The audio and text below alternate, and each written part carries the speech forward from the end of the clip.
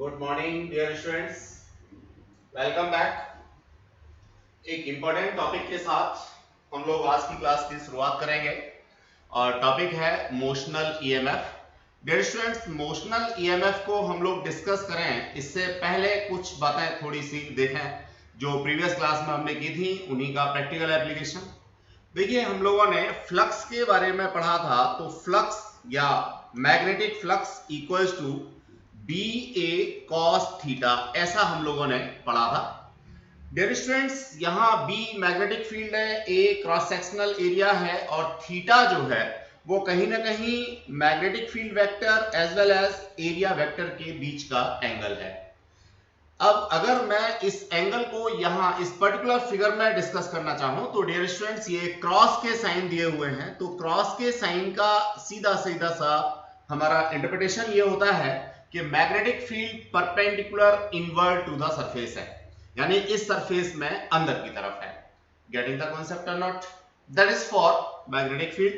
Dear students, जहां तक बात है क्रॉस सेक्शनल एरिया की, तो हम लोग ऐसा महसूस कर सकते हैं कि ये जो बाउंड्री मेरे को दिख रही है, ये वाली बाउंड्री, इस बाउंड्री के क्रॉस सेक्शनल एरिया को मैंने ए कहा है और हम लोग बात करना चाहें यहां एरिया वेक्टर की, तो generally area vector perpendicular outward लिया जाता है, नॉर्मल टू द सरफेस लिया जाता है। मैं इसको प्लस एन कैप कहता हूं। तो डियर स्टूडेंट्स, इस पर्टिकुलर पोजीशन में अगर मैं एरिया की बात करता हूं तो मेरे को परपेंडिकुलर आउटवर्ड मिल रहा है। लेकिन जनरली जब मुझे अपने एक्सप्रेशंस को आसान बनाना होता है तो मैं क्या करता हूं, जिधर मेरा मैग्नेटिक फील्ड है उसी डायरेक्शन में मैं अपना एरिया वेक्टर कंसीडर कर लेता हूं। ये फैक्ट है कि अगर मुझे कोई एरिया दे रखा है तो नॉर्मली इसका जो एरिया वेक्टर है वो बाहर की तरफ मैं ऐसे कंसीडर करता हूं, या मुझे करना चाहिए। लेकिन अब पर्टिकुलर एस्पेक्ट में अगर मैं देखता हूं तो मैग्नेटिक फील्ड मेरा इनवर्ड है, तो मैं क्या करूंगा, अपने एरिया वेक्टर को ऐसे करके ट्रीट कर लूंगा, अंदर की तरफ ट्रीट कर लूंगा। इस तरह से इस पर्टिकुलर सिचुएशन में यहां एंगल थीटा को हम लोगों ने सपोज जीरो कह दिया। सपोज जीरो कह दिया मतलब वो आगे की बात है कि हम लोग इसको परपेंडिकुलर आउटवर्ड क्यों नहीं ले रहे हैं, अंदर क्यों ले रहे हैं, कैसे ले रहे हैं। लेकिन मैंने प्रेजेंटली क्या कर लिया है, इसको दोनों को, मैग्नेटिक फील्ड को और एरिया वेक्टर को सेम डायरेक्शन में ले लिया है। सेम डायरेक्शन में ले लिया है तो मेरा जो फ्लक्स का कॉन्सेप्ट है फाई बी इक्वल्स टू वो आ जाएगा बी ए। डियर स्टूडेंट्स, अगर मुझे इंड्यूस ईएमएफ की बात करनी हो तो induce EMF E equals to जो होता है वो d phi over d t होता है। मैं यहां मैग्नीट्यूड की बात कर रहा हूं, डायरेक्शन की बात नहीं कर रहा। डायरेक्शन की बात हम लोग लेंज लॉ के अकॉर्डिंग कर सकते हैं या व्हाटएवर, सो कुछ और हमारे पास रूल्स हैं जिनको हम पहले पढ़ चुके हैं, कुछ और पढ़ेंगे, उनके थ्रू कर सकते हैं। तो मैं अगेन अपने एक्सप्रेशन को आसान बनाने के लिए यहां मैग्नीट्यूड की बात करता हूं। The induced EMF equals to rate of change of magnetic flux d phi B over d t. Dear students, यहां फ्लक्स को चेंज करने के मेरे पास तीन तरीके हो सकते हैं। या तो मैं मैग्नेटिक फील्ड को चेंज करूं, या तो मैं एरिया को चेंज करूं, या तो ये बनने वाला जो एंगल है थीटा, जिसको मैंने यहां जीरो कंसीडर कर रखा है, सपोज कर रखा है, लेट कर रखा है, उसको मैं चेंज करूं। यानी तीन तरीके से मैं यहां पर मैग्नेटिक फ्लक्स को चेंज कर सकता हूं। जब तीन तरीके से मेरा मैग्नेटिक फ्लक्स चेंज हो सकता है तो तीन ही मेरे पास तरीके हो गए ईएमएफ को इंड्यूस करने के। डियर स्टूडेंट्स, तो ये हमारा हो गया क्या, मेथड्स ऑफ इंड्यूसिंग ईएमएफ। अब बारी बारी से हम एक एक को पढ़ेंगे। क्योंकि हम लोगों के यहाँ मैग्नेटिक फील्ड जो है वो सिलेबस में सिर्फ कांस्टेंट और यूनिफॉर्म मैग्नेटिक फील्ड का कॉन्सेप्ट है, इसलिए जो पहला कॉन्सेप्ट है जिसमें हम लोग मैग्नेटिक फील्ड को चेंज करके ईएमएफ इंड्यूस कर सकते हैं, उसे हम लोग अपनी स्टडीज से बाहर कर देते हैं, यहां पे हम लोग नहीं पढ़ेंगे। हमें जो पढ़ना होगा वो या तो एरिया को चेंज करके ईएमएफ इंड्यूस करने की बात हम पढ़ेंगे, या तो फिर एंगल को चेंज करके इंड्यूस ईएमएफ की बात हम लोग करेंगे। वैसे मैग्नेटिक फील्ड को चेंज करके भी हम लोग ईएमएफ इंड्यूस कर सकते हैं। डियर स्टूडेंट्स, अब जरा हम लोग आगे बढ़ें। ये जो सेकंड वाला तरीका है जिसमें एरिया को चेंज करके ईएमएफ इंड्यूस करने की बात की गई है, उसी को हम लोगों ने नाम दिया है motional EMF. EMF stand for electromagnetic force, या मैं इसको ईएमएफ को इलेक्ट्रोमोटिव फोर्स कहूं, ज्यादा अच्छा रहेगा यहां पे, ठीक है ना। अब देखिए, है तो यही कॉन्सेप्ट भैया चार्ज को फ्लो कराने के लिए जिस चीज की हमें जरूरत होती है उसे हम लोग ईएमएफ कहते हैं। अब इलेक्ट्रोमोटिव फोर्स या इलेक्ट्रोमैग्नेटिक फोर्स दोनों में कहीं ना कहीं एक सिमिलरिटी है। तो डियर स्टूडेंट्स मुझे इसमें कंफ्यूज नहीं होना चाहिए और मुझे अपना पर्पस जो है वो सॉल्व करना है। मुझे इलेक्ट्रोमोटिव फोर्स जनरेट करना है। किसकी हेल्प से करना है? इलेक्ट्रिकल एंड मैग्नेटिक फील्ड की हेल्प से करना है, जिसमें मैंने पहला कॉन्सेप्ट आपको दिया है मोशनल ईएमएफ का। मोशनल ईएमएफ में हम लोग एरिया को चेंज करेंगे। जब एरिया चेंज होगा तो हमारा फ्लक्स चेंज होगा, फ्लक्स चेंज होगा तो हमारा ईएमएफ आएगा, और ईएमएफ ही हम लोगों को यहां पे सिर्फ और सिर्फ मैग्नीट्यूड की बात करनी है, डायरेक्शन की बात हम लोगों को नहीं करनी है। अब मैं थोड़ा सा आगे बढ़ता हूं डियर स्टूडेंट्स। ये फिगर आप लोग देख लीजिए। फिगर को मैं दोबारा भी एक बार एक्सप्लेन कर देता हूं जिससे कि आपको थोड़ी आसानी रहे। जो चीजें मुझे नॉर्मल बता दी थी वो मैंने डिस्कस कर दी। अब जरा देखिए फिगर को देखते हैं हम लोग। जैसा हमें दिख रहा है यहाँ पे ये मैग्नेटिक फील्ड हमने ले रखा है, यूनिफॉर्म मैग्नेटिक फील्ड है, और परपेंडिकुलर इनवर्ड ये क्रॉस की हेल्प से हमने डायरेक्शन दे रखी है।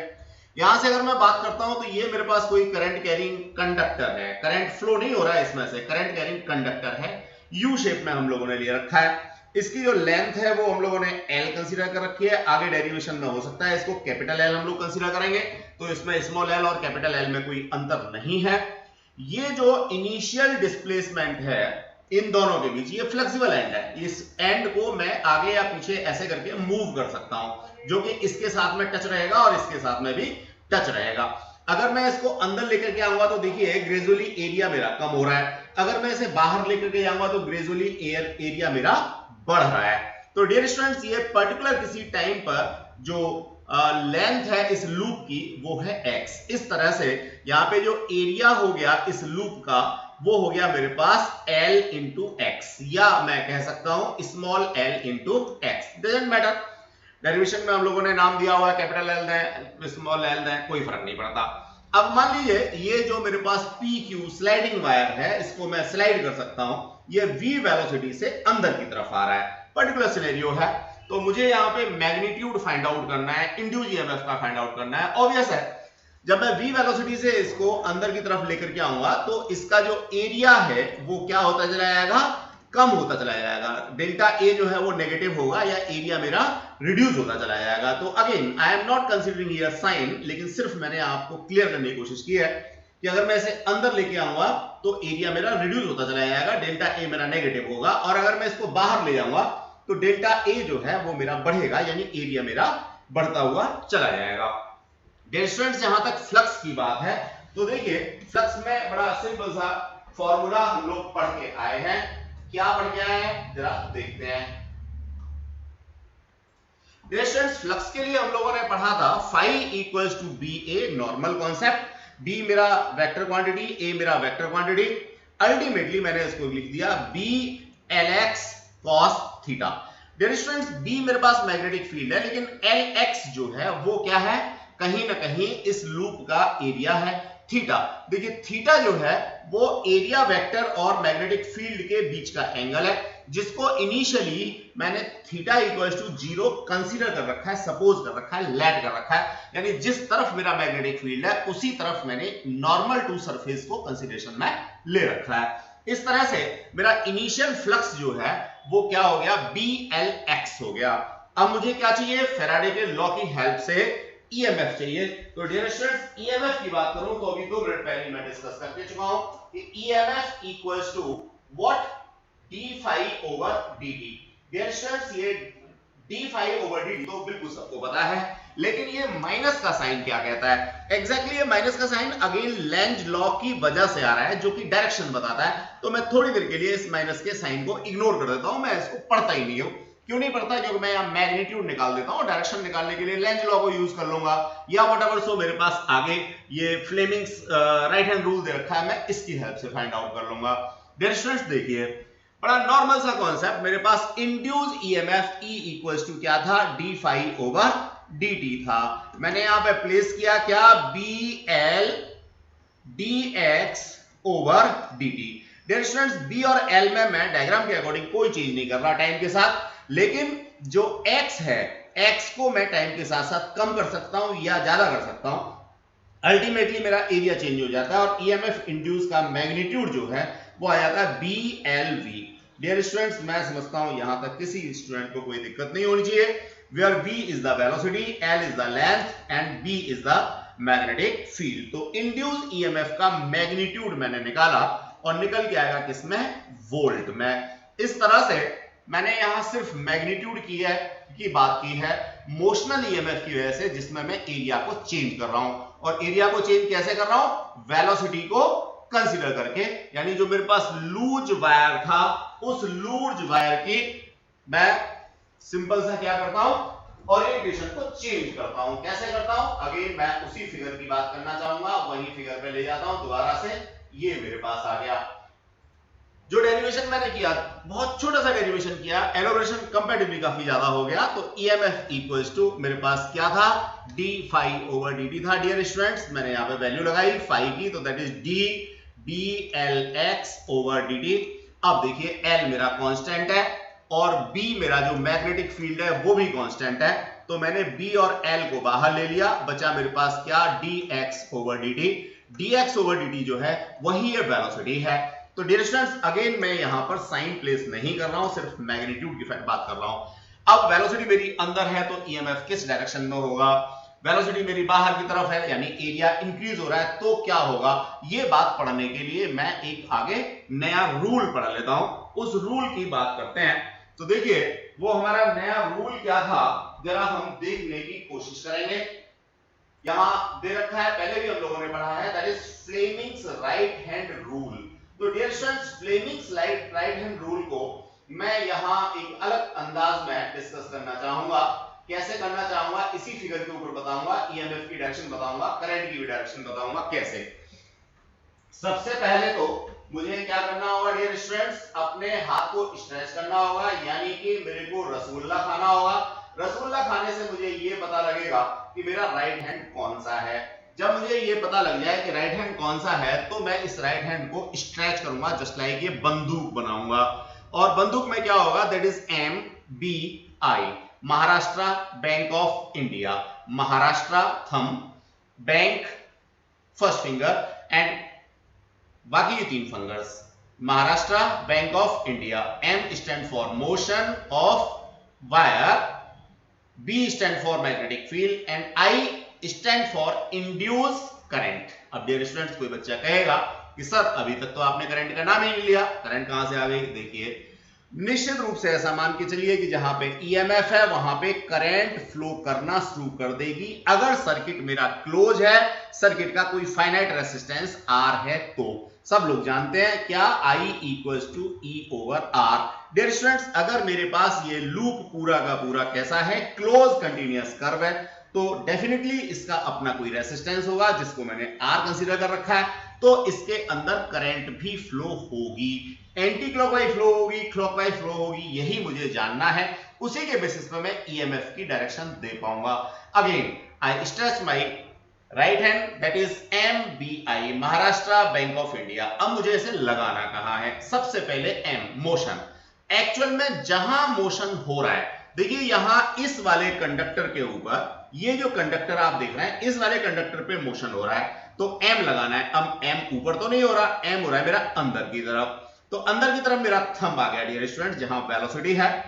अब मैग्नेटिक फील्ड मेरा फर्स्ट फिंगर शो करती है, अपनी जगह पे बिल्कुल सही आ रही है, अंदर की तरफ आ रही है, बिकॉज ऑफ जो क्रॉस का साइन है वो ये कहता है कि मैग्नेटिक फील्ड मेरा अंदर की तरफ होगा।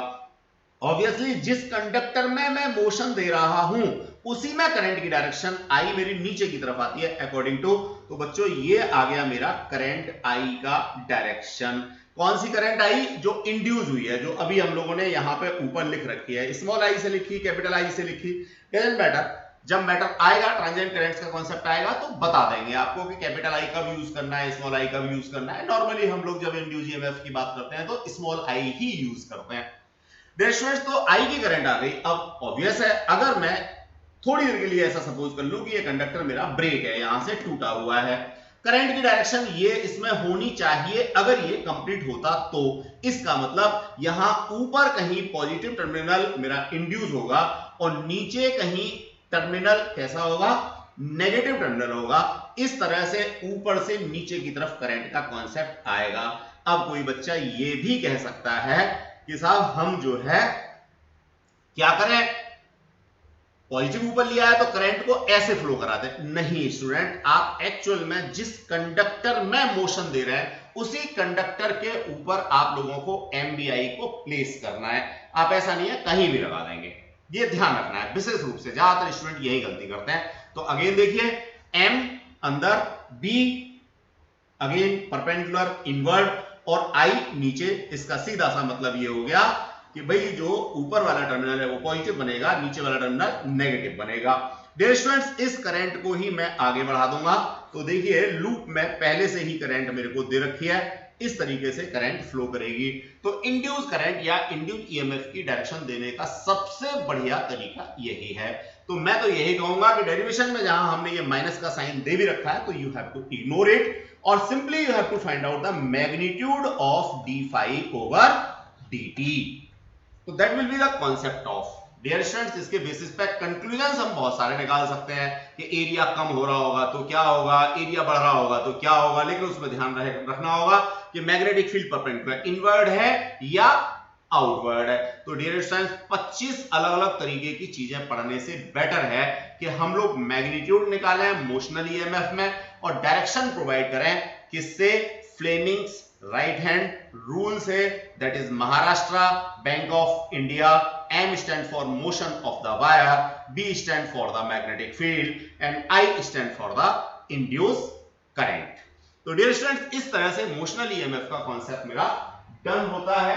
आई होप सो आपको ये बात समझ में आ गई होगी। कॉन्सेप्ट छोटा है लेकिन इंपॉर्टेंट है, 2 मार्क्स में कई बार हमसे डिस्कस कर लिया जाता है। डियर स्टूडेंट्स, यहाँ पर dx over dt वेलोसिटी को अलग से हमने ले रखा है। ये माइनस का साइन आप डेरिवेशन से हटा दें या मैग्नीट्यूड मॉड्यूलस का साइन आप यूज करते हुए चलें तो ज्यादा बेटर है। हालांकि यहाँ जो भी मैंने यहाँ एक्सप्लेनेशन आपको दे रखा है माइनस के साइन के साथ में, ये बिल्कुल भी गलत नहीं है। अगर ये एरिया मेरा रिड्यूस हो रहा है तो मेरे को माइनस का बी कंसीडर करना होता है और अगर एरिया मेरा बढ़ रहा है तो मेरे को प्लस का बी कंसीडर करना होता है। डियर स्टूडेंट्स, ये कॉन्सेप्ट है ईएमएफ की डायरेक्शन को लेकर के। अब मैं फ्लेमिंग्स राइट हैंड रूल को यहाँ जरा इस फिगर के ऊपर भी शो करना चाहूंगा। डियर स्टूडेंट्स, बड़ा आसान सा कॉन्सेप्ट है, कैसे है जरा समझिए। Again we have stressed our hand MBI। देखो इस पर्टिकुलर फिगर में देखोगे तो ये नॉर्थ पोल, ये साउथ पोल, इस तरह से मैग्नेटिक फील्ड की डायरेक्शन ये आ गई। ये मेरे पास क्या है, कोई वायर है या कंडक्टर है। अब इसमें मोशन दिया हुआ है ऊपर MBI में और B दे रखा है ये, तो I हो गया मेरा नीचे, ये वाला I की डायरेक्शन आ गई। अब ये तो कोई बच्चा नहीं कहेगा कि सर ये तो सर्किट ही कंप्लीट नहीं है, तो करंट कैसे फ्लो करेगी। ऑब्वियस है डियर स्टूडेंट्स, मैं ऐसा मान के चल रहा हूं कि ये सर्किट कहीं ना कहीं से रेजिस्टेंस के साथ कंप्लीट है, लेकिन मुझे ये भी साथ में ध्यान रखना चाहिए कि अगर सर्किट कंप्लीट नहीं है तो मैं यहाँ पे इंड्यूस ईएमएफ की डायरेक्शन दूंगा और इंड्यूस ईएमएफ की direction according to this current. अब कोई बच्चा ये नहीं कहेगा कि करंट पहले आई या ईएमएफ पहले आया। देखो बच्चों, ये एक डिस्कशन का प्रश्न है, फिर किसी दिन बात करेंगे हम लोग। अगर आपको इसका सही आंसर चाहिए तो जरा कभी सोच के देखना कि मुर्गा पहले आया, मुर्गी पहले आई या अंडा पहले आया। आपको जिस दिन इस चीज का आंसर मिल जाए मुझे बता देना, मैं भी आपको दे दूंगा। हालांकि ये सिर्फ मैंने रिलेवेंट किया हुआ है, यहां लॉजिकल है कि ईएमएफ पहले आता है या करंट पहले आती है। तो किसी दिन डिस्कस करेंगे हम लोग, और हो सकता है पीछे जब हमने सेकंड चैप्टर पढ़ाया था तब बताया भी हो इस बात को। जो लोग शुरू से इन क्लासों को ले रहे हैं उनको पता भी होगा, लेकिन फिर भी दोबारा डिस्कस कर लेंगे। तो डियर स्टूडेंट्स, करंट की डायरेक्शन ये तभी हो सकती है जब यहां पॉजिटिव टर्मिनल मेरा इंड्यूस हो जाए और यहां नीचे नेगेटिव टर्मिनल मेरा इंड्यूस हो जाए। तो that is the concept regarding to Fleming's right hand rule. बड़े काम का है, मैंने पहले भी बताया था कि यहाँ पे कुल मिलाकर के 9 रूल है। कौन सा रूल कब लगाना है, कैसे लगाना है, क्यों लगाना है, ये बात क्लियर होनी चाहिए। तो आपका chapter number 4, 5, 6 and 7 4 chapter NCERT के अकॉर्डिंग कंप्लीट हो जाएंगे। तो डियर स्टूडेंट्स, जैसे जैसे मैंने इसको बताया वैसे वैसे यहाँ पे लिखा भी हुआ है। अगर आपको एग्जाम में लिखने के लिए आता है तो अलोंग विद डायग्राम आपको ये लैंग्वेज लिखनी चाहिए। देन आफ्टर हम लोग बात करना चाहेंगे motional EMF from Lorentz force and energy consideration, यानी एनर्जी का कंसीडरेशन। बड़ी सिंपल सी बात है, एनर्जी कंसीडरेशन का क्या मतलब होता है। भैया एनर्जी हमारी कंजर्व है, ना कहीं डिस्ट्रॉय हुई है, ना कहीं क्रिएट हुई है। तो हुआ क्या है वो जरा हम लोग समझने की कोशिश करते हैं। स्टूडेंट्स इस फिगर को देखिए, जब मैं यहां पे इस रॉड को अंदर लेके आऊंगा तो निश्चित सी बात है मुझे मैकेनिकल वर्क करना पड़ेगा। वो मैकेनिकल वर्क किसके अगेंस्ट करूंगा? कहीं ना कहीं फ्लक्स में चेंज हो रहा है उसके अगेंस्ट करूंगा। वो मैकेनिकल वर्क गया कहां? सिस्टम की एनर्जी की फॉर्म में स्टोर होना चाहिए था, बिल्कुल होना चाहिए था। तो वो गया बेसिकली जो हमारा इलेक्ट्रिकल एनर्जी है उसकी फॉर्म में। तो यहां कुछ नहीं हो रहा, जो मैकेनिकल वर्क है वो बराबर है इलेक्ट्रिकल वर्क के।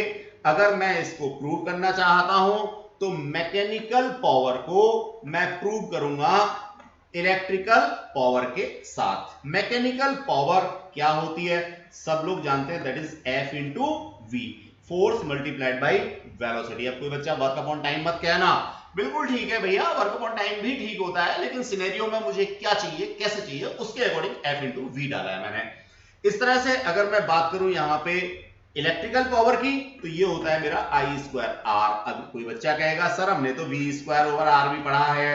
बिल्कुल बेटा, v इंटू आई भी पढ़ा है आपने तो, लेकिन आप यूज कौन सा करोगे भैया? जहां जिस चीज की जरूरत होगी वही तो यूज करोगे। चाइना से लड़ना है तो उस तरह के वेपन्स यूज करने पड़ेंगे। आपको जरूरी थोड़ी है कि बंदूक लेके ही तोप लेके चले जाओगे। आपको सबको दिख रहा है कि चाइना के पास में आज की डेट में किन्हीं भी कारणों से हमसे ज्यादा क्या है? वेपन्स हैं। तो why we should go for weapons के लिए हम क्यों जाए? उससे बेटर है कि हम उसका क्या करें? जो इकोनॉमिकल बहिष्कार है वो करते हैं, वहां की इकोनॉमी को डिस्ट्रॉय कर दें। सिंपल, युद्ध हो गया, जरूरत ही नहीं चली बंदूक चलाने की, बस। तो सही समय पर सही डिसीजन हम लोगों को लेना है। बड़ा सिंपल सा, क्या इंड्यूस ईएमएफ की बात हम लोग कर रहे थे, पावर की बात कर रहे थे। फॉर्मूले तो बहुत सारे हैं, मैकेनिकल पावर के भी, इलेक्ट्रिकल पावर के भी, लेकिन मुझे यूज करना है F into V equals to I square R. Because of resistance इसके अंदर है, करंट इसके अंदर है, वेलोसिटी मैं इसके अंदर प्रोवाइड कर रहा हूं, और फोर्स, वेरी गुड, फोर्स कहां गया? आप सबको पता है डियर बच्चों कि जब मैग्नेटिक फील्ड के अंदर आप किसी कंडक्टर को, करंट कैरिंग कंडक्टर को मूव कराते हो तो BIL साइन थीटा एक फोर्स लगता है, सब जानते हो। तो आई होप सो, बस मैं यहां पे ब्रीफ कर रहा हूं, मैं कोई डेरिवेशन नहीं दे रहा आपको। डेरिवेशन तो सिर्फ वही दूंगा जो मैंने यहां लिख रखा है, motional EMF from Lorentz force and energy consideration. तो एनर्जी कंसीडरेशन मैंने आपको थियोरेटिकल और मैथमेटिकल समझाने की कोशिश की कि जो मैकेनिकल वर्क मैं इसको घुमाने में, वायर को स्लाइड करने में लगा रहा हूं, वो मुझे मिल रहा है इलेक्ट्रिकल वर्क की फॉर्म में। Per unit time mechanical work को मैंने मैकेनिकल पावर कह दिया, और per unit time electrical energy जो मुझे मिल रही है उसे मैंने इलेक्ट्रिकल पावर कह दिया। इलेक्ट्रिकल पावर है आई स्क्वायर आर और मैकेनिकल पावर है F इंटू वी, और F क्या है? BIL sine theta. चलिए, अब ये कई सारी चीजें मैंने दे दी, सिंपल सा, मैंने आपको भिंडी दे दी, अजवाइन दे दी, तेल दे दिया, गैस दे दी, लाइटर दे दी। अब आप जरा कुक करो, भिंडी की बढ़िया वाली सब्जी बनाओ। अगर आप अपने आप से सब्जी बना पाते हो इसका मतलब आपके अंदर कुछ है, वरना तो बनी बनाई सब्जी तो रेस्टोरेंट से भी आती है, लेकिन उस सब्जी का क्वालिटी का हमें बिल्कुल नहीं पता होता क्या है। तो बच्चे क्वालिटी लेकर के आनी है, तो मैंने आपको ब्रीफ किया है। आप इन चीजों के बेसिस पे एनर्जी कंजर्वेशन को प्रूव करके दिखा सकते हैं, नहीं है तो फिर हम तो करेंगे ही भैया, उसमें तो कोई दिक्कत ही नहीं है। चलिए, अब मैं बात करना चाहूंगा मोशनल ईएमएफ कहां से? लॉरेंज फोर्स से। डियर स्टूडेंट्स, लॉरेंज फोर्स क्या था? सिंपल सा, एक तो था मेरे पास क्या? BLV साइन थीटा, दूसरा था Q इंटू ई। जब ये दोनों फोर्स आपस में बराबर होते हैं तो एक इक्विलिब्रियम कंडीशन की मैं बात करता हूं। यहां पे भी थीटा को मैं इस तरह से कंसीडर कर लेता हूं इनिशियली कि साइन 90 मेरे को मिले, यानी मैं यहां सीधे कहता हूं BLV equals to, sorry, QVV sine theta लेना है मेरे को, सॉरी मैं इसको BLV नहीं ले रहा, BLV की बाद में जरूरत पड़ेगी तो वहां पे ले लूंगा। मैं लॉरेंज फोर्स के लिए क्या लेता हूं? QE इज इक्वल्स टू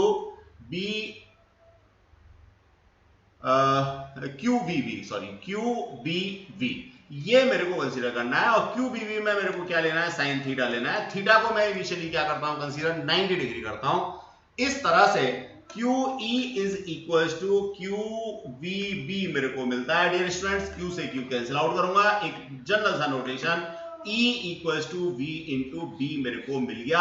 ध्यान रहे E मेरा यहाँ इलेक्ट्रोस्टैटिक फील्ड है, B मेरा यहाँ मैग्नेटिक फील्ड है और V जो है वो वेलोसिटी है। इस वाली वेलोसिटी को आप लोग कंसीडर कर सकते हो। तो डियर स्टूडेंट्स लॉरेंज फोर्स मैंने समझाने की कोशिश की, अब इसको एग्जाम में कैसे लिखोगे जरा देखो। पहले तो ये दोनों डायग्राम ही हम लोग कंसीडर करते हैं, जो मैंने आपको थ्योरेटिकल कॉन्सेप्ट दिया था उसी के बेसिस पे ये डायग्राम समझाने की कोशिश करता हूं मैं आपको। देखो यहां तो मैकेनिकल पावर थी, ठीक है, जिसमें आप F इंटू वी की बात कर रहे थे। ये भैया इलेक्ट्रिकल पावर है, आई स्क्वायर आर की बात कर रहे हो। गेटिंग द कॉन्सेप्ट और नॉट? अब यहां आपने जो मैकेनिकल वर्क किया है वो यहां पे इलेक्ट्रिकल वर्क में कन्वर्ट हो रहा है, या यहां जो मैकेनिकल पावर का कॉन्सेप्ट आप ले रहे हो वो यहां पे इलेक्ट्रिकल पावर का कॉन्सेप्ट मिल रहा है। तो ये बात थी एनर्जी कंसीडरेशन को लेकर के डायग्राम की हेल्प से। अब डियर स्टूडेंट्स यहां पे हम लोग देखते हैं लॉरेंज फोर्स की बात करते हैं। तो लॉरेंज फोर्स के बेसिस पे किस तरीके से हम लोग इसको डिस्क्राइब करेंगे, काफी कुछ चीजें तो हमने बता ही दी। क्या इक्विलिब्रियम कंडीशन में मैग्नेटिक फोर्स इलेक्ट्रोस्टैटिक फोर्स के बराबर होता है। मैग्नेटिक फोर्स क्या है, QVB, चाहो तो यहाँ पे साइन थीटा ले लो, लेकिन थीटा की वैल्यू इनिशियली हमने इस तरह से एडजस्ट की हुई है कि वो 90 डिग्री है। इस तरह से QVB इक्वल्स टू QE या E equals to V into V, where V is the velocity and capital B is the magnetic field and E is the electrostatic field. I hope so ये आपको Lorentz force की help से clear हो गया होगा। अब हम आगे बात करते हैं दोनों वायर्स के बीच में Q और P के बीच में जो पोटेंशियल डिफरेंस है, उस पोटेंशियल डिफरेंस को मैं V कहता हूं और ये होता है मेरा E इंटू L। कहां से आया? E इक्वल्स टू माइनस का dB ओवर dl पढ़ा था, अगर आपको याद हो डिफरेंशियल फॉर्म में सेकंड चैप्टर के अंदर। माइनस का साइन क्या इंडिकेट कर रहा था वो अलग की बात है, छोड़ दो, मॉड्यूलस ले लो आप लोग। यहां से आप जनरल फॉर्म में V equals to E into L कह सकते हो, वही हमने यहां पे लिखा है V equals to E into L। अब ये वाली वैल्यू उठाओ और जरा यूज करो, या मैं कहता हूं ऊपर से E की वैल्यू लो और यहां पे यूज कर दो, तो ये मिल गया मेरे को VLV, where B is a magnetic field, L is the length of conductor and V is a velocity. Dear students, अब ये बेसिकली अगेन वही चीज मैं दोबारा से एक्सप्लेन करना चाहूंगा कि हो क्यों रहा था ये फोर्स का कॉन्सेप्ट, वेलोसिटी का कॉन्सेप्ट, ये सब क्यों आ रहा था। आपने एक कॉन्सेप्ट पढ़ा था, किसी भी मैग्नेटिक फील्ड के अंदर अगर कोई करंट कैरिंग कंडक्टर हो तो उसके ऊपर एक फोर्स लगता है ना फोर्स, बस उसी फोर्स की वजह से जो मेरे पास इंड्यूस्ड ईएमएफ है वो है VLB। अगर आपको याद हो तो E equals to VLV sine theta आपने पढ़ा था, अगेन थीटा आपने 90 डिग्री रखा है, तो that is induced EMF equals to VLV। अब करंट की बात करनी है तो अपॉन में क्या कर दोगे, R कर दोगे, तो ये क्या आ जाएगा, करंट I आ जाएगा, यहां पे भी R कर दोगे, वही डेरिवेशन हम लोगों ने आगे दे रखा है। देखिए आगे वही डेरिवेशन हमने दे रखा है, E equals to E over R या EMF over R, that is VLV over R। आपने यहां पे वैल्यू डाली, ठीक है, कौन सी फोर्स की, मैंने बताया था मैग्नेटिक फील्ड के अंदर कोई करंट कैरिंग कंडक्टर रखा हुआ है तो उसके ऊपर F equals to BIL sin theta लगता है। थीटा मैंने 90 कंसीडर कर रखा है इनिशियली, इसलिए मेरे पास हो गया ILV। ऊपर से वैल्यू उठा के लाओ, इसमें डाल दो, आपको पावर जो मैकेनिकल पावर थी वो मिल गई कितनी, F इंटू V। वैल्यू डालोगे VL square V square over R। इस तरह से इलेक्ट्रिकल पावर की बात आप करोगे तो I स्क्वायर इंटू R होता है। I की वैल्यू सब लोग जानते हो, डाल सकते हो, क्या है I इक्वल्स टू मेरे पास ऊपर है ये रहा VLV ओवर R, मैंने इसको स्क्वायर किया यहाँ पे, अपॉन में R डाला, दोनों पावर्स को मैंने यहाँ पे कंसीडर कर लिया, तो दोनों पावर कैसे निकल के आ गई, बराबर निकल के आ गई। इसी को मैंने कहा एनर्जी कंसीडरेशन इन मोशनल ईएमएफ, यानी एनर्जी कंजर्व रहती है। मैंने इसको यहाँ पे इन टर्म्स ऑफ पावर कहा है, यानी energy consideration per unit time कहा है। तो बात एक ही है, दोनों में कोई भी फर्क नहीं है। आई होप सो ये सारी चीजें आपको क्लियर हो गई होंगी। अब देखो स्टूडेंट, जितना आसान ये लग रहा है उतना आसान है नहीं, इसके ऊपर बहुत सारे क्वेश्चंस आपको मिलने वाले हैं, फिर भी जो हमने पढ़ा है उसके बेसिस पे एक दो न्यूमेरिकल हम लोग यहाँ लगाते हैं। अब इसमें जरूरत हम लोगों को पीछे जो कॉन्सेप्ट हमने किए हैं उनकी भी पड़ेगी बच्चों, तो पीछे वाले कॉन्सेप्ट रिवाइज हो जाएंगे आपके। आप ऐसे मान सकते हो जिन्होंने रिवाइज कर रखे हैं वो जरा अच्छे से इसको अभी देख लें, जिन्होंने रिवाइज नहीं किया वो पहले इनको रिवाइज करें, इसके बाद आगे की बात करें। चलिए डियर स्टूडेंट्स, न्यूमेरिकल का मतलब सिर्फ ये नहीं होता कि मैंने यहां न्यूमेरिकल दिया और आपको आ गया और बात खत्म हो गई।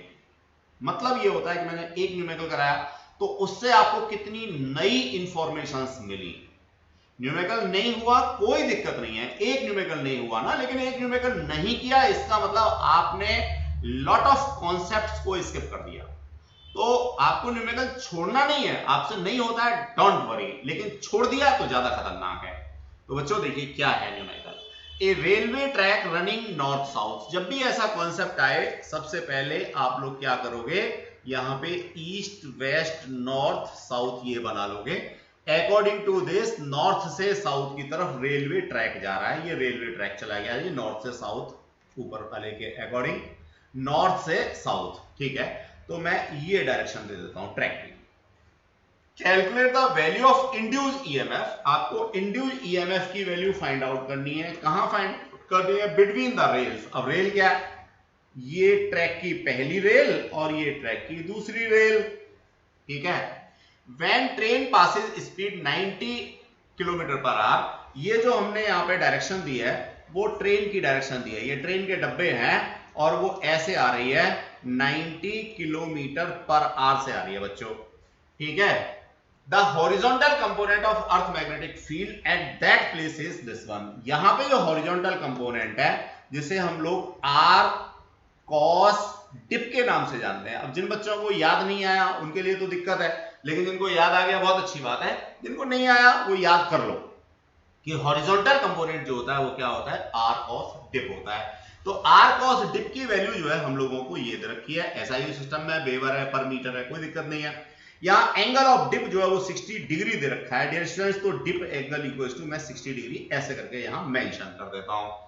अब बच्चों बहुत मजेदार सी चीज है, ये तो सब क्लियर हो गया जो क्वेश्चन में दे रखा है, लेकिन ईएमएफ इंड्यूस होगा क्यों, ये बात जब तक मुझे समझ में नहीं आएगी तब तक निश्चित रूप से मैं क्वेश्चन को आगे अटेम्प्ट नहीं कर सकता। अब ये बात जरा समझनी है, देखो बच्चों है क्या, देखिए हॉरिजॉन्टल कंपोनेंट और वर्टिकल कंपोनेंट कब क्लैश होंगे, कैसे क्लैश होंगे, ये बात जरा मैं एक अलग डायग्राम पे समझने की कोशिश करूंगा।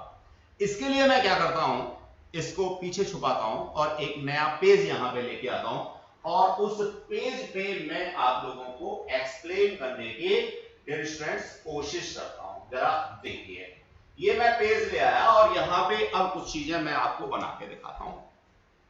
डियर स्टूडेंट्स सबसे पहले तो ये मैंने लिया क्या, अर्थ।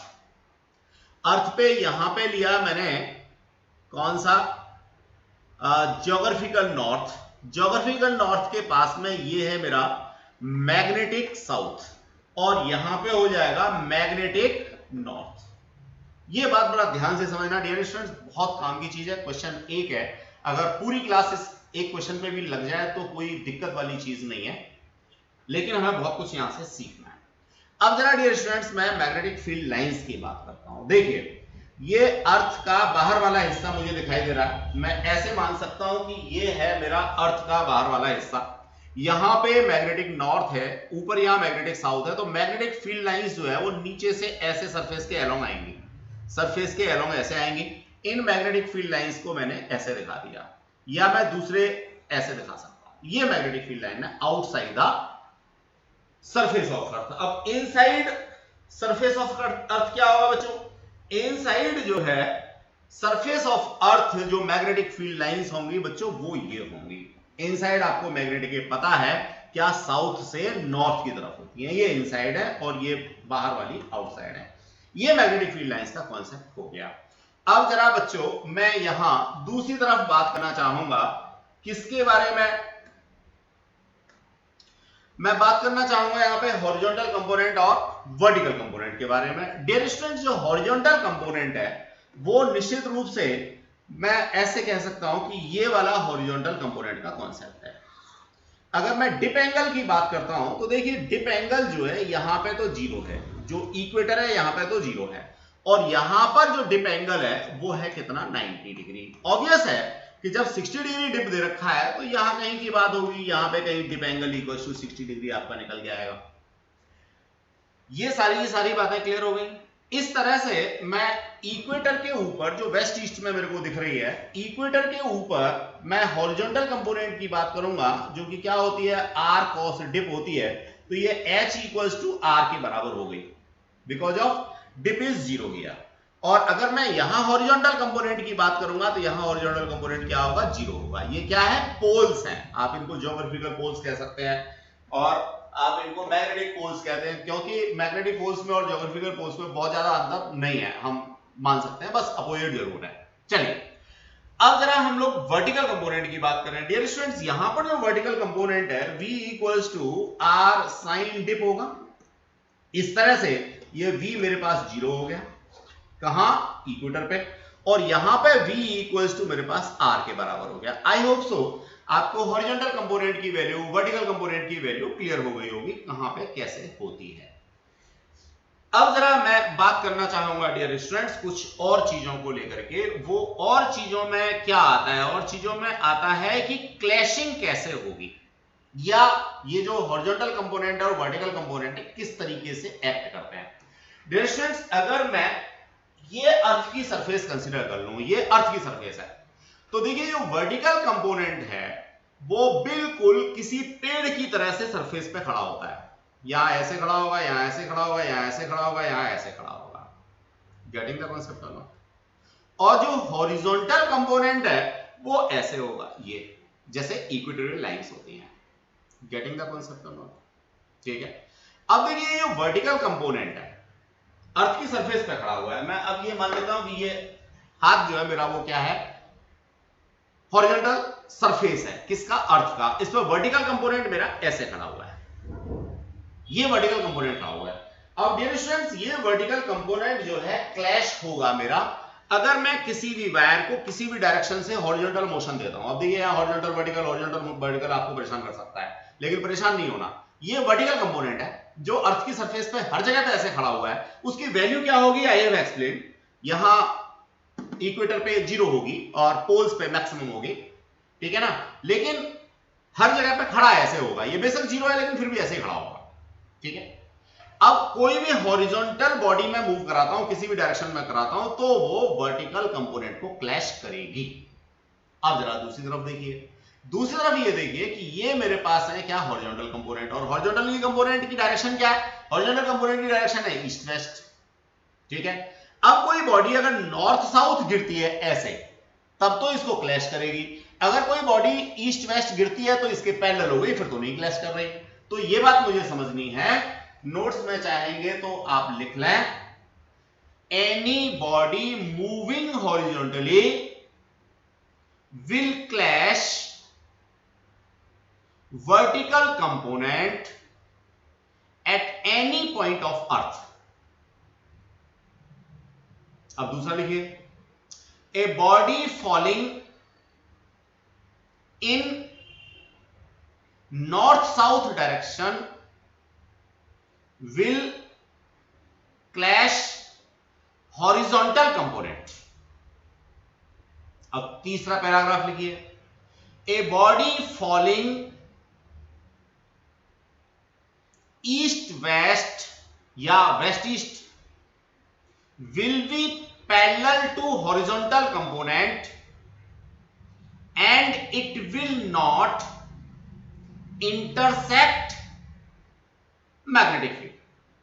अब डियर स्टूडेंट्स, अगर इंटरसेक्ट नहीं करेगी या करेगी तो इसका असर क्या है, इसका असर जरा हम लोग यहां पे समझते हैं बच्चों। यहां पे हम लोग ऐसे समझते हैं, भैया ईएमएफ इक्वल्स टू था माइनस का d phi over d t, ये था मेरे पास में माइनस का B A cos theta over d t. अब देखो, अगर मैग्नेटिक फील्ड को क्लैश नहीं कर रहा तो फ्लक्स नहीं चेंज होगा, और फ्लक्स चेंज नहीं होगा तो ईएमएफ इंड्यूस जीरो होगा। और अगर मैग्नेटिक फील्ड को क्लैश कर रहा है तो ईएमएफ मेरा नॉन जीरो होगा। तो बच्चों कोई भी बॉडी जो अर्थ के सरफेस के पैरेलल चलती है वो वर्टिकल कंपोनेंट को काटेगी ही काटेगी, किसी भी डायरेक्शन में चले, ईएमएफ इंड्यूस होगा ही होगा। लेकिन अगर कोई बॉडी फॉल करती है, ऊपर से नीचे गिरती है या नीचे से ऊपर जाती है, उसकी डायरेक्शन नॉर्थ साउथ है, तो वो हॉरिजॉन्टल कंपोनेंट को क्या करेगी? हॉरिजॉन्टल कंपोनेंट को क्या करेगी? जल्दी बोलो। जो हॉरिजॉन्टल कंपोनेंट है उसको क्या करेगी? कोई नहीं बोल रहा भाई, ये तो गलत बात है। चलिए कोई बात नहीं, जो मैंने लिखवाया है उसको दोबारा से पढ़िएगा, फिर सोचिएगा। अब मैं न्यूमेरिकल आगे कर रहा हूं, थोड़ा सा होमवर्क के लिए आपको छोड़ दे रहा हूं। ये जितना भी मैंने कराया है इसके बेसिस पे थोड़ा सेल्फ रियलाइज कीजिए, सोचिए, 2-4 बुक्स कंसल्ट कीजिए, फिर मेरे से शेयर करना। अब मैं न्यूमेरिकल पे आ जा रहा हूं।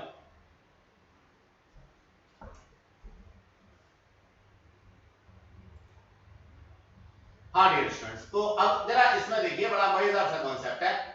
जैसा मैंने अभी डिस्क्रिप्शन दिया है, इस डिस्क्रिप्शन के बेसिस पे मैं इस कंक्लूजन पे पहुंचा क्या कि मेरा वर्टिकल कंपोनेंट क्लैश होगा।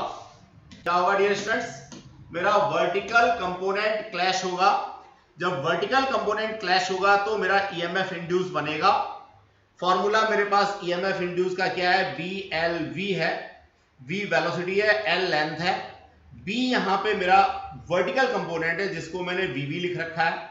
अब VV कैसे निकालूंगा? या कोई बच्चा ऐसे RV लिख सकता है, डजंट मैटर, या सिर्फ वर्टिकल कंपोनेंट V लिख सकता है। अब चूंकि V पहले से ले रखा है इसलिए हम लोग इसको दोबारा से नहीं लेते।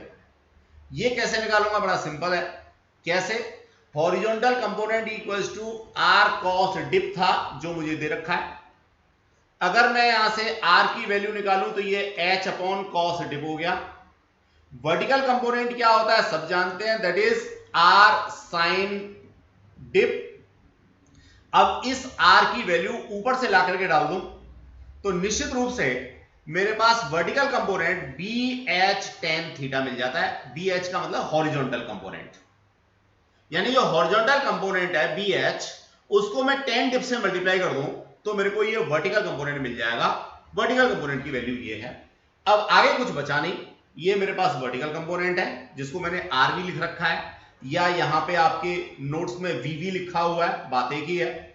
और लेंथ जो एक्सेल है 1 मीटर की लेंथ का दे रखा है तो 1 मीटर हो गया। वेलोसिटी 90 किलोमीटर पर आवर है जिसको मीटर पर सेकंड में कन्वर्ट किया, दैट इज 25 मीटर पर सेकंड हो गया। यहां पे 25 मीटर पर सेकंड से मल्टीप्लाई कर दो। ईएमएफ इंड्यूस जो है उसकी वैल्यू आप लोगों को यहां पे मिल गई। तो इस तरह से आप निकाल सकते हैं। अगेन जो अभी पीछे हम लोगों ने हॉरिजॉन्टल कंपोनेंट और वर्टिकल कंपोनेंट के क्लैश होने की बात बताई थी, उस पर थोड़ा सा आप सेल्फ रियलाइज करेंगे। आगे की किसी क्लास में फिर दोबारा से हम लोग उसको ले लेंगे। एक न्यूमेरिकल हम लोग और करते हैं, फिर बाकी के न्यूमेरिकल्स पे आप लोग थोड़ा सा जोर आजमाइश करेंगे। नहीं होगा तो हम कराएंगे। नो डाउट एनसीईआरटी के क्वेश्चंस अपने आप में बहुत अच्छे क्वेश्चंस होते हैं, आपको इन क्वेश्चंस को जरूर करना चाहिए। काफी कुछ फंडामेंटल्स आपके यहां से क्लियर होते हैं। देखिए एग्जांपल नंबर 6 क्या कहता है, बड़ा मजेदार सा है, डायग्राम बाद में देखेंगे, पहले देखते हैं। A metallic rod of 1 metre, length is rotated with a frequency of 50 revolution per second. देखो बच्चों, फ्रीक्वेंसी के नाम पे वो कुछ भी कहता है, आपको इस यूनिट को बेसिकली कंसीडर करना है। रिवॉल्यूशन पर सेकेंड का मतलब क्या है? 50 मल्टीप्लाइड बाई 2 पाई, 2 पाई का मतलब एक पूरा कंप्लीट रिवॉल्यूशन अपॉन में सेकेंड। इस तरह से 100 पाई पर सेकेंड ये आपको फ्रीक्वेंसी मिल गई। अब ये 2 पाई क्या है? बेसिकली होता है रेडियन में, तो यूनिट आ गई यहां पे रेडियन पर सेकेंड। अब रेडियन पर सेकेंड काहे की यूनिट होती है? ओमेगा की, एंगुलर वेलोसिटी की होती है डियर स्टूडेंट्स। तो आपको इस यूनिट से ही पता करना है कि ये एक्चुअल में क्वांटिटी क्या दे रखी है। With one end hinged at the center and the other end at the circumference of a circular metallic ring, ये metallic ring है इसकी रेडियस 1 मीटर है, इसी रेडियस के ऊपर रॉड है, रॉड की लेंथ भी 1 मीटर है और एक सिरा इसका यहां पे फिक्स है, दूसरा सिरा ऐसे करके घूम रहा है। घूमने की एंगुलर जो वेलोसिटी है वो आपको 100 पाई पर सेकंड दे रखी है। Axis passing through the centre and perpendicular to plane of the ring. जो मैग्नेटिक फील्ड है वो निश्चित रूप से इस प्लेन के परपेंडिकुलर है। अब अंदर है या बाहर है उसने दिया नहीं है, या ऐसे मान लीजिए मैंने अपनी मर्जी से ले लिया कि परपेंडिकुलर अंदर की तरफ है। मैग्नेटिक फील्ड की वैल्यू कितनी है? B इक्वल्स टू 1 टेस्ला है and parallel to the axis present everywhere, यानी हर जगह पर है। What is the EMF between the centre and the metallic ring? ये जो इसका सेंटर है और रिंग है इसके बीच में ईएमएफ कितना होगा, ये बात मुझे पता करनी है। देखो बच्चों, क्वेश्चन को पढ़ने के बाद इतनी चीज आपको क्लियर हो जानी चाहिए। अगर इतनी चीज क्लियर है तो आगे का क्वेश्चन भी आप लोग कर पाएंगे, अदरवाइज तो प्रॉब्लम करेगा। यहीं से मैंने बताया था आपको कि 15 जुलाई तक जाते जाते फिजिक्स मुश्किल लगने लगती है। तो exactly EMI, electromagnetic induction, is a part where some problems arises. अब क्यों प्रॉब्लम्स अराइज होती हैं? क्योंकि हम लोग कहीं ना कहीं मैग्नेटिज्म में गड़बड़ कर जाते हैं। तो बच्चों मैं फिर कह रहा हूं, कोई जरूरी नहीं है कि ये क्लास मैं आज दे रहा हूं आपको तो आज ही आपको करें। आप मुझे बता दीजिएगा, मैं रुक जाऊंगा 2 दिन 4 दिन 6 दिन, कोई फर्क नहीं पड़ता, लेकिन पीछे की चीजों को पहले कंप्लीट कीजिएगा, फिर इन चीजों को करने की कोशिश कीजिएगा। तो जितना ये क्वेश्चन दे रखा था लंबा सा, इस लंबे से क्वेश्चन में से क्या क्या निकल के आया?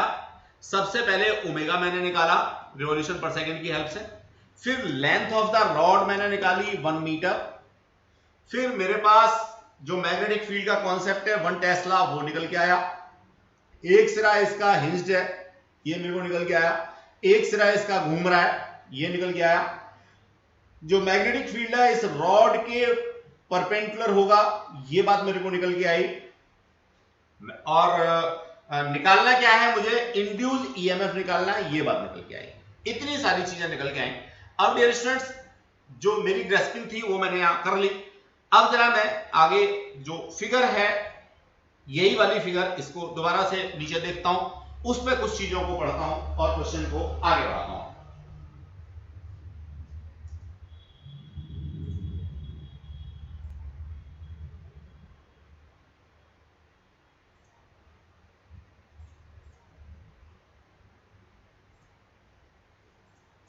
डियर स्टूडेंट्स, देखें आप वही सारी चीज, length equals to 1 metre, omega equals to 100 pi per second जो हम निकाल चुके हैं।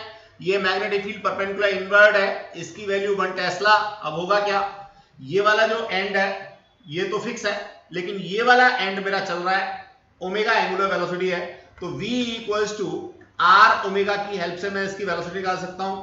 इस एंड की वेलोसिटी 0 है, मोशनल ईएमएफ है, मैग्नेटिक फील्ड को क्लैश कर रहा है। मोशनल ईएमएफ का फॉर्मूला हम लोग निकाल चुके हैं, क्या निकाल चुके हैं? B L V sine theta, that was the motional EMF. Direction की बात नहीं कर रहे, सिर्फ मॉडुलस की बात कर रहे हैं। अब कोई बच्चा कहेगा ये साइन थीटा कहां से आ गया? डियर स्टूडेंट्स, हमने पीछे एक्सप्रेशन में क्या कर रखा था, इसको इनिशियली 0 लेकर के अपना एक्सप्रेशन आसान बना लिया था, लेकिन होता ये BLV साइन थीटा है। और पता भी लग रहा होगा आप लोगों को कि ये जो थीटा है वो किस किस के बीच है। एक क्वांटिटी तो मैग्नेटिक फील्ड है और दूसरी तरफ मेरी जो क्वांटिटी है वो क्या है? कहीं ना कहीं ये जो L इंटू V है ये एरिया अपॉन टाइम हो गया, तो जो एरिया वेक्टर है उसकी डायरेक्शन। ठीक है, चलिए, तो बच्चों इस पर्टिकुलर केस में जो थीटा है वो मेरा यहाँ पे 90 है, बिकॉज ऑफ L जो मेरे पास है और मैग्नेटिक फील्ड है, इन दोनों के बीच में 90 डिग्री का एंगल बन रहा है मेरा। तो जनरल फॉर्मूला आसान वाला मेरे पास BLV हो गया। अब V में भी मेरे को V/2 लेना होगा। क्यों लेना होगा? कि एक एंड पे वेलोसिटी 0 है, दूसरे एंड पे वेलोसिटी V है, तो मेरे को एवरेज वेलोसिटी लेनी होगी। Average velocity equals to V plus 0/2, यानी सीधे सीधे V/2, जो मैंने यहाँ पे पुट कर दी। अब V की जगह पे मेरे को R ओमेगा डालना है, तो BL/2, और V की जगह पे R ओमेगा डालूंगा तो ओमेगा तो मेरे पास है, R क्या है? ये लेंथ L ही है, तो R इक्वल्स टू L है पर्टिकुलर केस में, तो मैं यहाँ पे LV ये डाल दूंगा V की जगह पे। अब जरा देखो बच्चों, ये मेरे को मिल गया क्या, b/2 l square velocity. I hope so अब कोई दिक्कत नहीं है। या आप एक काम और कर सकते हैं कि वेलोसिटी जो है उसकी जगह पर सॉरी आर ओमेगा डालना था ना, तो ये आर ओमेगा होगा डियर, सॉरी। तो ये ओमेगा मेरे को मिल गया, तो that is b/2 l square omega. ये वैल्यू आप डालिएगा और आंसर आप लोगों को मिल जाएगा। जरा देखें बच्चों,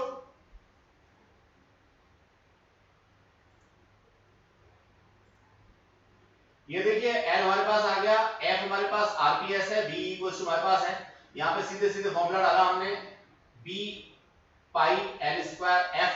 तो फ्रीक्वेंसी का जो कॉन्सेप्ट है वो इन टर्म्स ऑफ हमने ओमेगा डाला था।